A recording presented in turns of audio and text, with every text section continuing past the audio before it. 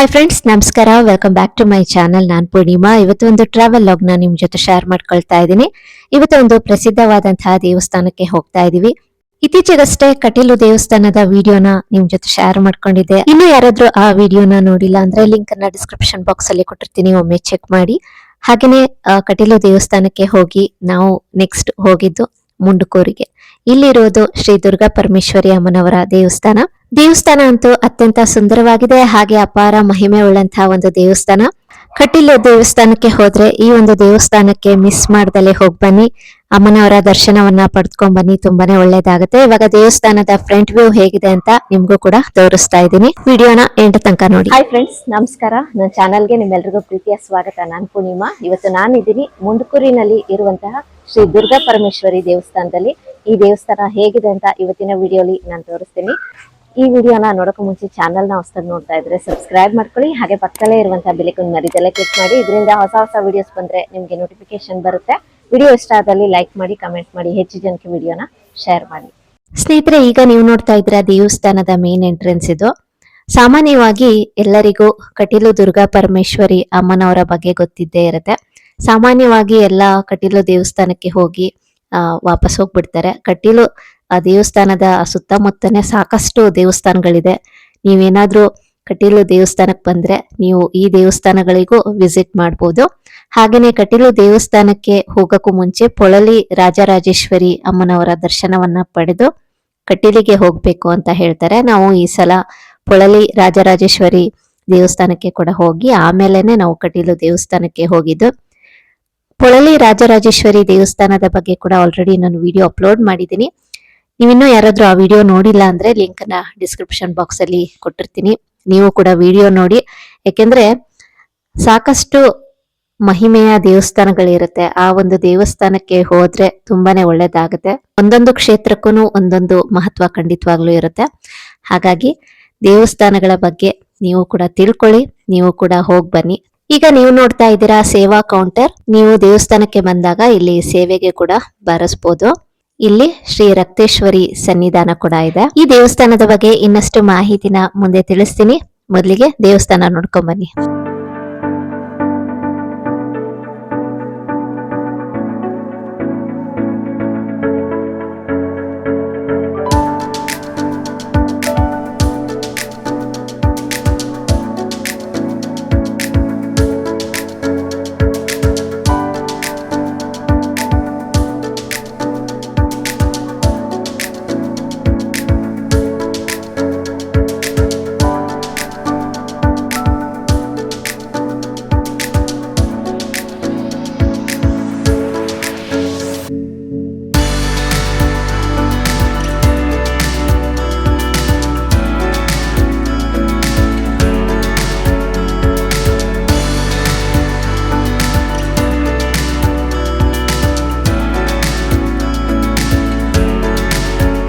ಒಂದು ದೇವಸ್ಥಾನದ ಬಗ್ಗೆ ಹೇಳಬೇಕು ಅಂದ್ರೆ ಅತ್ಯಂತ ಸುಂದರವಾದಂತಹ ದೇವಸ್ಥಾನ, ಹಾಗೇನೆ ಅಪಾರ ಮಹಿಮೆ ಉಳ್ಳಂತಹ ದೇವಸ್ಥಾನ. ಈ ದೇವಸ್ಥಾನದ ಒಂದು ಮೇಂಟೆನೆನ್ಸ್ ಕೂಡ ತುಂಬಾನೇ ಚೆನ್ನಾಗಿದೆ. ನೋಡ್ತಾ ಇದ್ದೀರಾ ಎಷ್ಟು ನೀಟಾಗಿ ಮೇಂಟೈನ್ ಮಾಡಿದ್ದಾರೆ ಅಂತ.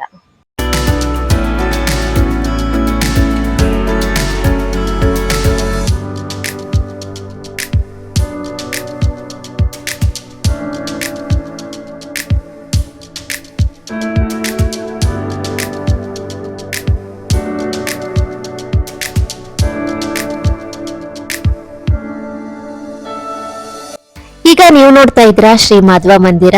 ಬನ್ನಿ, ಇಲ್ಲಿ ಏನಿದೆ ಅಂತ ನಿಮಗೂ ಕೂಡ ತೋರಿಸ್ತೀನಿ. ಇಲ್ಲಿಗೆ ಬಂದ ತಕ್ಷಣನೇ ನನಗೆ ತುಂಬಾನೇ ಖುಷಿ ಅಂತ ಅನ್ನಿಸ್ತು. ಯಾಕೆ ಅಂತ ಅಂದ್ರೆ ಇಲ್ಲಿ ರಾಯರ ಫೋಟೋ ಇತ್ತು. ಹಾಗಾಗಿ ಅದನ್ನ ನೋಡಿ ನಂಗಂತೂ ತುಂಬಾನೇ ಖುಷಿ ಆಯ್ತು. ನನ್ಗೆ ಎಲ್ಲೇ ವಿಡಿಯೋ ಶೂಟ್ಗೆ ಹೋಗ್ಲಿ ಅಲ್ಲಿ ರಾಯರ ದರ್ಶನ ಖಂಡಿತವಾಗ್ಲೂ ಆಗುತ್ತೆ. ಎಲ್ಲಾ ಕಡೆನೂ ರಾಯರ ಫೋಟೋ ಇರುತ್ತೆ. ಅದನ್ನ ನೋಡಿದಾಗಂತೂ ನಂಗೆ ತುಂಬಾನೇ ಖುಷಿ ಅಂತ ಅನ್ಸುತ್ತೆ. ಯಾಕೆಂದ್ರೆ ನಾನು ಕೂಡ ರಾಯರ ಭಕ್ತೆ. ಹಾಗಾಗಿ ರಾಯರು ಎಲ್ಲಾ ಕಡೆ ಇದ್ದಾರೆ, ದರ್ಶನ ಕೊಡ್ತಾರೆ ಅನ್ನೋವಂಥದ್ದೇ ತುಂಬಾ ಖುಷಿಯ ವಿಚಾರ.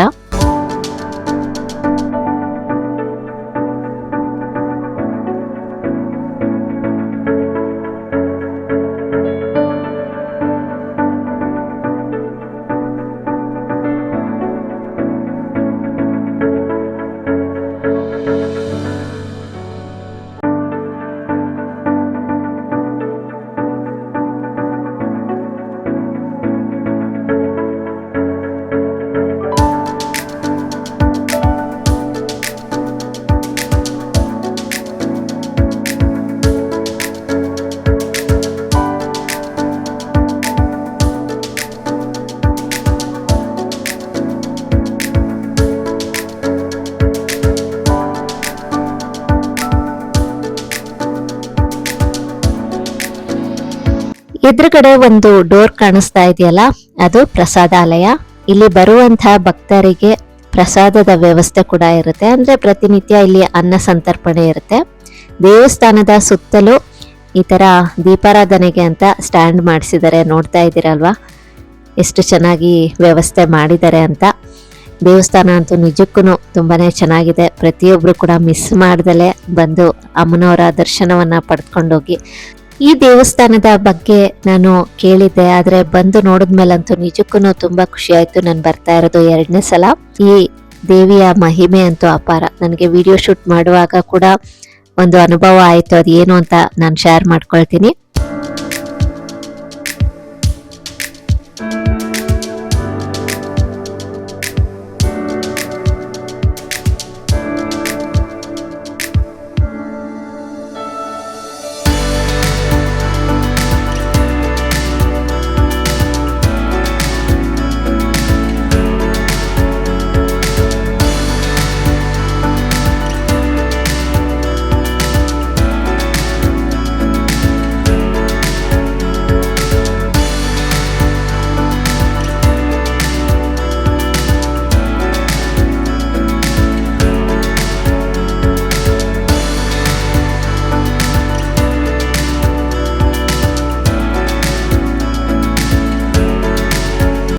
ದೇವಸ್ಥಾನದ ಮುಂದೆ ಹಚ್ಚಿ ಇಟ್ಟಿರುವಂತಹ ದೀಪದ ಸ್ತಂಭ ಇದು.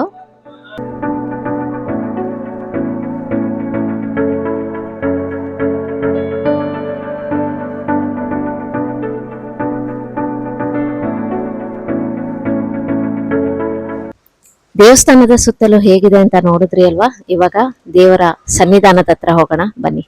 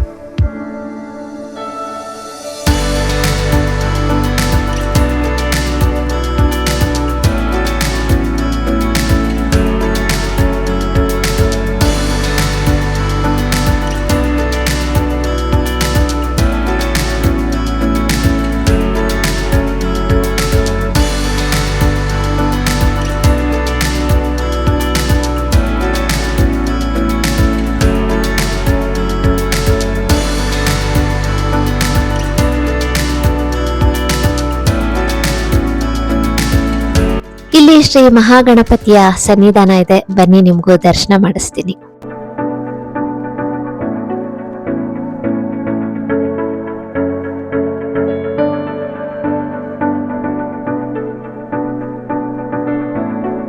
ಈಗ ನಿಮ್ಗೂ ಕೂಡ ಗಣಪತಿಯ ದರ್ಶನ ಮಾಡಿಸ್ತಾ ಇದ್ದೀನಿ. ಗಣಪತಿಯ ಮೂರ್ತಿ ಅಂತೂ ತುಂಬಾನೇ ಸುಂದರವಾಗಿದೆ.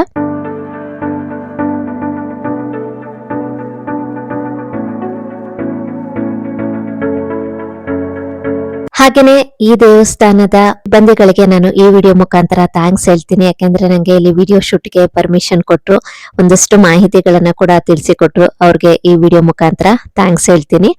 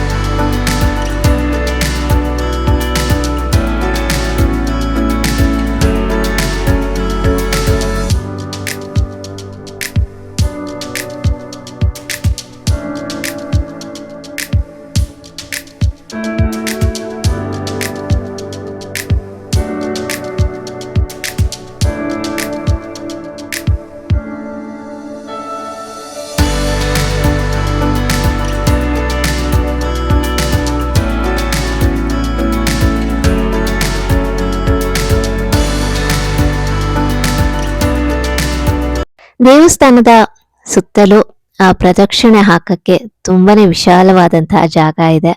ಹಾಗೇನೆ ಇವಾಗ ನಾವು ಶ್ರೀ ದುರ್ಗಾ ಪರಮೇಶ್ವರಿ ಅಮ್ಮನವರ ಸನ್ನಿಧಾನದ ಹತ್ರ ಬಂದಿದೀವಿ. ಈಗ ದರ್ಶನ ಮಾಡ್ಬೇಕು ಅಂದ್ರೆ ಇಲ್ಲಿಂದನೇ ನಾವು ಅಮ್ಮನವರ ದರ್ಶನವನ್ನ ಪಡಿಬೇಕಾಗತ್ತೆ.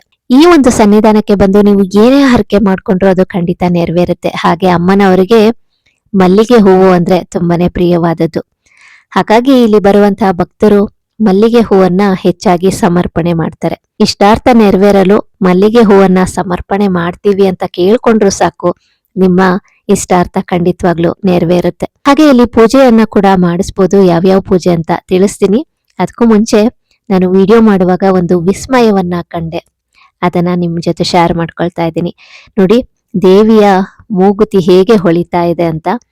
ನನಗಂತೂ ಇದು ನೋಡಿ ತುಂಬಾನೇ ಖುಷಿ ಅಂತ ಅನ್ನಿಸ್ತು.